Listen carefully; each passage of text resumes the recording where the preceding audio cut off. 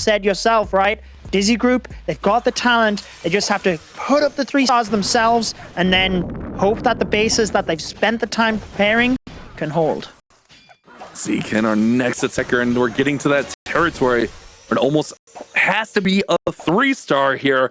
But, I mean, with it only being, what'd you say, 7% advantage, I mean, it's still so close that you could still be okay with a miss, because all it takes is one elevate miss and you're right back in this. So it could come down to the very last attack, but ultimately, usually Celinho is the last attacker. Celinho holds the cards here.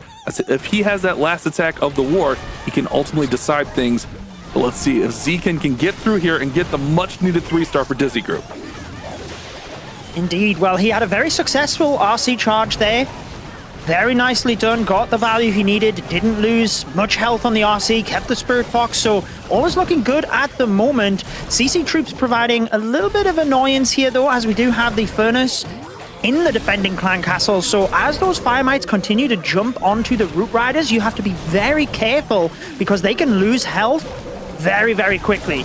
So he'll be dialed in for when to use that Warden ability. And there it goes, Warden ability goes off right now, heard it clicking. Rocket Balloon still surging forward in there. That Fire Spitter, everything's pretty much past it, so that's a nice little thing, the timing, so he can kind of just work through there and get that down now. Our Warden's working over there, he's still got all the Valks, or the Roots with the Valks rather, there, working towards the top side of the base and needs that Monolith overgrowth to wear off, but everything's starting to wear to the outside. I'm a little bit worried about that Monolith position here.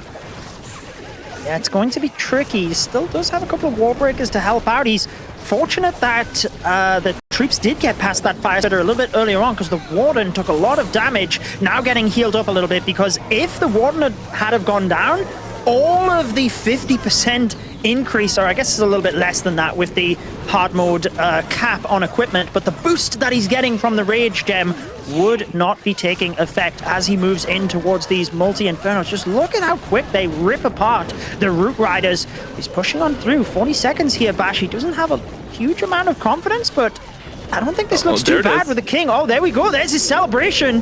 I think he just had a moment of uncertainty, but he is going to be the 3-star for Tizi Group, keeping the pressure on Elevate. They have to keep delivering themselves if they want this golden ticket. Judo Sloth, what a war we have. What a grand finals. This is the grand finals we deserve in Clash of Clans esports. This is what we all look forward to, as he's going to work through and get these final few buildings down, and Tizi Group get the much needed 3-star. Now they're in a position where if Elevate miss, Elevate don't have much wiggle room on their miss. If they miss, it's got to be mid to high